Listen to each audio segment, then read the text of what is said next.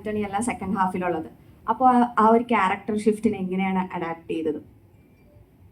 നമ്മളൊരു screen play നമ്മൾ വായിക്കുമ്പോൾ നമുക്ക് മനസ്സിലാവില്ല. ഇത് പക്കാ ഒരു ഡയറക്ടോറിയൽ ബ്രില്യൻസ് വേണ്ട മൂവിയാണ് ആക്ച്വലി. കാരണം വളരെ കുറഞ്ഞ സമയത്തിനുള്ളിൽ ഒരു ടൈം ബാറിനുള്ളിൽ നമുക്ക് വലിയൊരു കാര്യങ്ങൾ എക്സിക്യൂട്ട് ചെയ്ത് തീർക്കണം. അതിന് ഒരുപാട് ടെക്നിക്കൽ സപ്പോർട്ട് വേണം.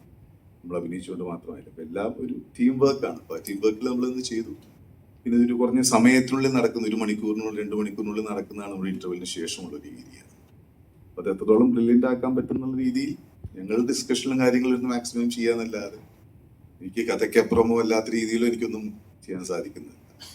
മാക്സിമം നീതി പുറത്ത് ആ ടെൻഷൻ മാക്സിമം ത്രൂ ഔട്ട് കൊണ്ടുപോകാൻ നോക്കുക. പിന്നെ നമ്മൾ പല ദിവസങ്ങളിൽ ഷൂട്ട് ചെയ്യുമ്പോൾ ഈ 1 മണിക്കൂറിനുള്ളിൽ ഷൂട്ട് ചെയ്യുന്നത് നമ്മൾ 10-30 ദിവസം എടുത്തിട്ടാണ് ചെയ്യുന്നത്. പല സീൻസും പല ഓർഡറിലല്ല. അപ്പോൾ ഇതിൻ്റെ ഒരു ഓർഡർ കണ്ടിന്യൂറ്റി പറ്റി അങ്ങനത്തെ മേഖലകളിലൊക്കെ ആയിരിക്കും നമ്മുടെ ഒരു ടെൻഷൻ. നമ്മുടെ ആക്ടിങ് കണ്ടിന്യൂറ്റി എപ്പോഴും ഫോളോ ചെയ്യണം എന്നുള്ള അങ്ങനത്തെ മേഖല